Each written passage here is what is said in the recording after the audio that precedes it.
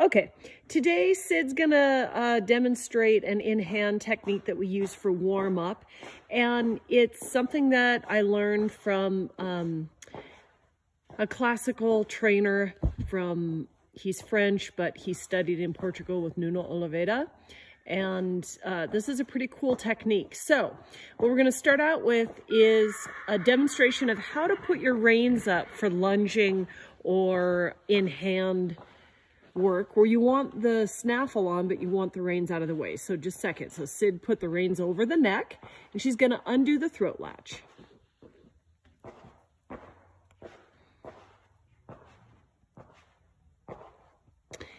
And then she's going to twizzle the reins. So what that means is she's going to twist the reins until all that slack is taken up. Perfect. And then there's a hole, so show us the gap that you made there. And she's going to put the throat latch through that gap and buckle it just loosely back up. So now you see your reins are up, they're out of the way, there's no way they can step in them. So now for this exercise, we're going to attach her lead rope to the near side of the bit. Now you want to make sure that the rein is behind the snap. Okay, so that's correct. So now snap it incorrectly, Sid, above the rein. Up there is incorrect because the rein is interfering with the action of the snaffle. Okay, so put it back correct.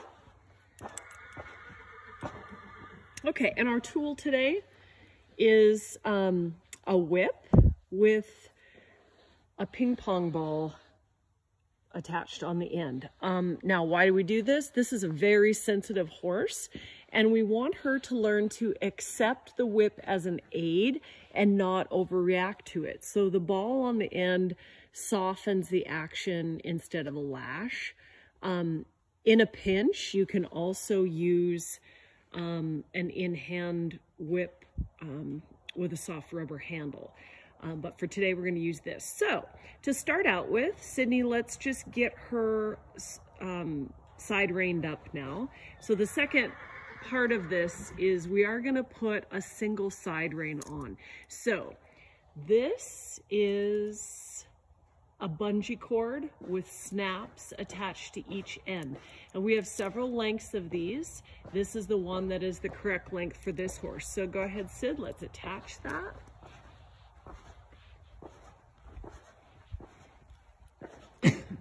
And how we know it's the right length is that it is short enough that it's going to challenge her to come around and keep her shoulder from popping out, but it's long enough that it's not overly restrictive to her, okay? So see, that's a perfect length right there. So on this side though, Sid, what did you do wrong with your snap? Oh, I put it.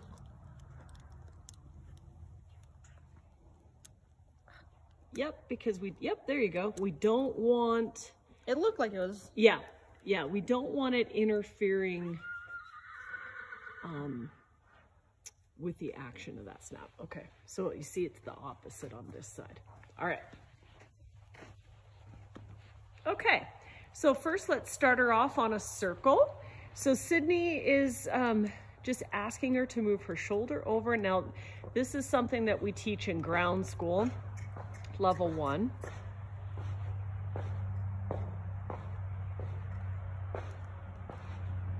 Good. So when she wants the horse to go forward, she'll tap her on the haunch. And when she wants her to step away from her, she'll tap her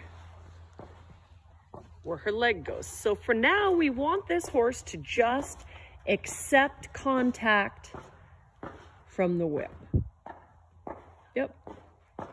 So keep doing that, and I'm going to swing over here and show you what the noise is. Okay, that's baby horse Elvis. And he's not happy about standing and waiting his turn. I don't care. He's going to stand in that cross tie until he stops that. And if he doesn't stop that, we will have a hobble lesson. It's really my pet peeve, horses that will not stand. And you hear the horse out there that's having a fit because his buddy's gone. That's Harley, tied up because he was running the fence being stupid when we brought this mare in here to work. Not allowed. I don't care what level you are. That's bad manners. Okay, so now, Sid, tell me this. Why do you keep getting closer and closer to me? Yep, you're drifting, right? The answer is you're drifting. So this is something that you guys need to be careful of. Don't just wander. You know, you're going to be walking forward in a circle, but don't let the horse pull you to the gate. In this case, Maddie wanted to pull her to the gate, okay? So she's going to tap. Right now she's tapping the outside hind leg to step forward. So she's tapping every time the outside hind is back, she's touching the barrel. Now let's switch. I want you to tap every time the inside hind leg is back. Yep. So that we're quickening the inside hind now. It's a good way to increase activity if you have a horse that's slow behind. Yep. Good. And if they wouldn't answer, this horse is answering, but if they wouldn't, you'd give them a sharper tap. And the nice thing about having that ping pong ball on the end is it's not harsh. It's softer, it's very hollow. Good job.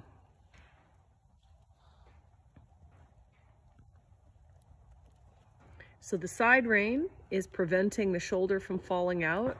The inside rein, Sid is controlling the bend with the inside rein and keeping those two forces equal. It's really good. Okay, so now show us a little leg yield. So I'm going to pan out here so you can see it.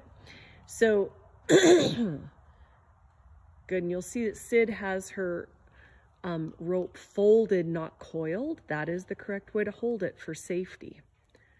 Okay. So now when you're ready, you'll ask her to step away from you. Nice. And then forward. That was really good. So watch what she's doing with her rein hand. She lifts a little. Keep your contact on it. Yep. Okay. So as soon as you lost forward, do it again. As soon as you lost your contact on your inside rein, she fell behind the leg, right? So get ready because you might need to use a little more whip to keep her forward. Tap, tap, tap. Yep. There. See? Good. And then get ready and do it again so that you keep tapping in rhythm with the walk. And yes. So a little bit what happened, if you watch this video when we're done, is you kind of stopped tapping when you were concentrating on what you were doing with your rein. And the horse fell behind the leg, which from previous videos, we know this mare likes to do anyway. So let's have it again.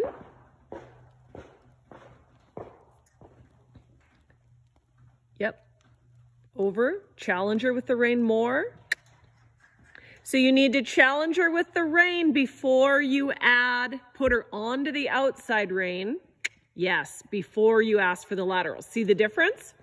So what happened there, everybody, is she went to the whip without having enough flexion to put her into the outside rein to get the crossover. Put her into the outside rein first, just on the circle. She has to be, yep, forward, connected, onto the outside rein, then go sideways. Aha! Keep going sideways even if she tries to trot so that she doesn't escape the laterals. Yep. Yep. Good. So I don't even care if they trot. Don't stop asking for the lateral just because they trot. Good. And again, put her into the outside rein. Keep her forward. And then, yes, so that was a good one.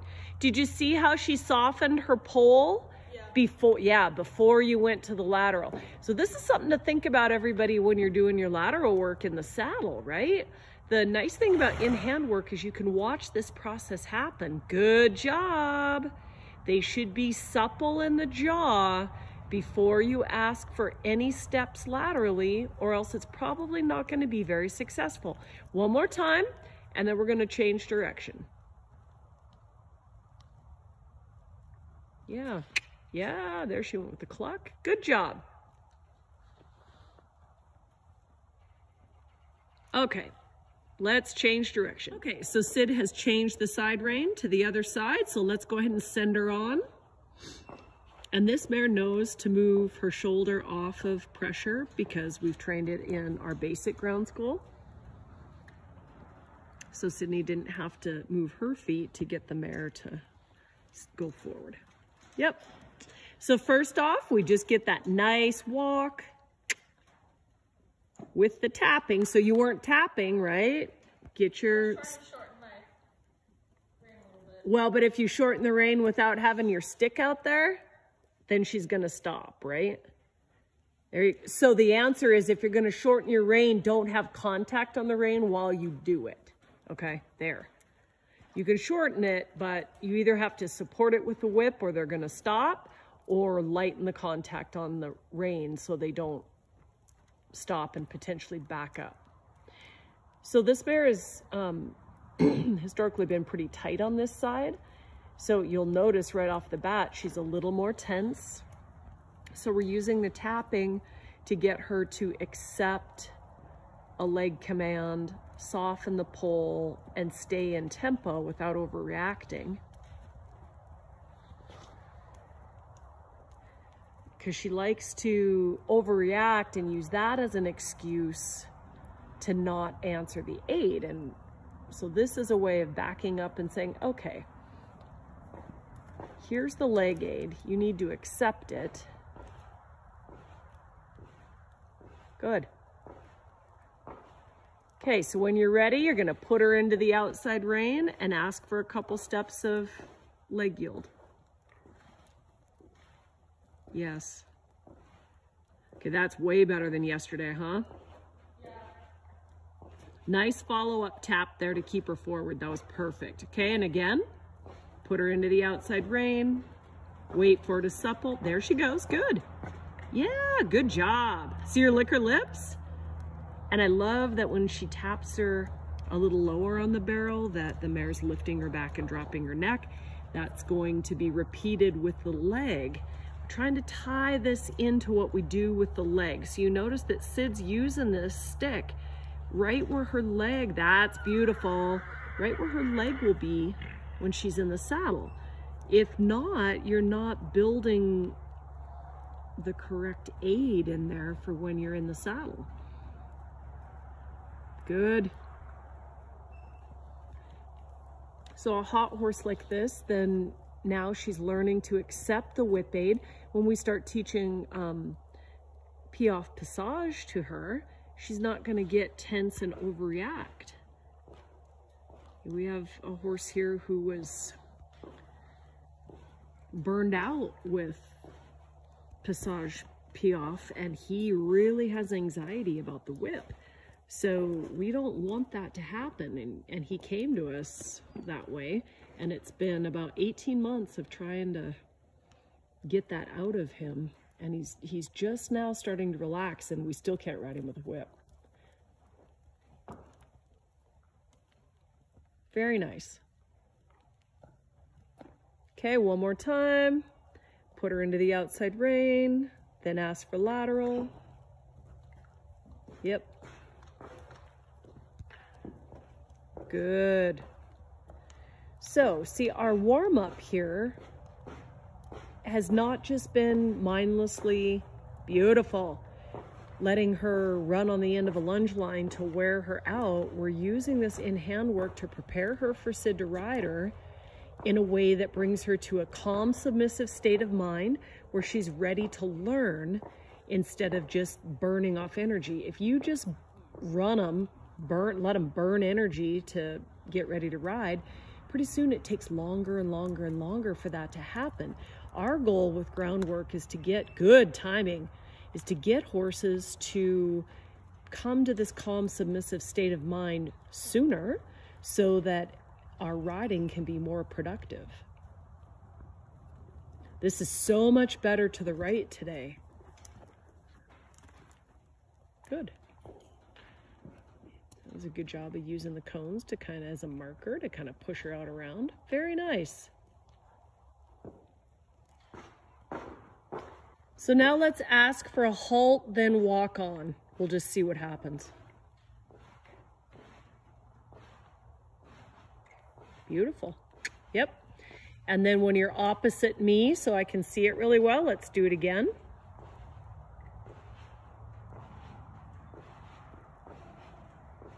Sid uses a prrr to bring the horse down. It just means relax and come down a gait. Very nice.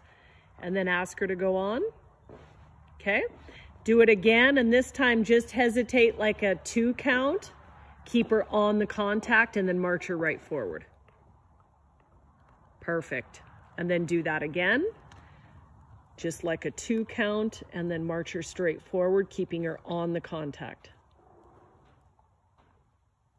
Good. So if you remember from the previous video, this was something that the horse was struggling with. Beautiful. Couple more, then I think she's ready to ride, huh?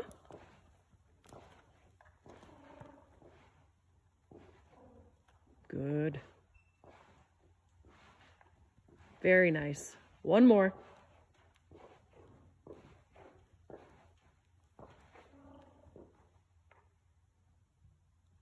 Good job.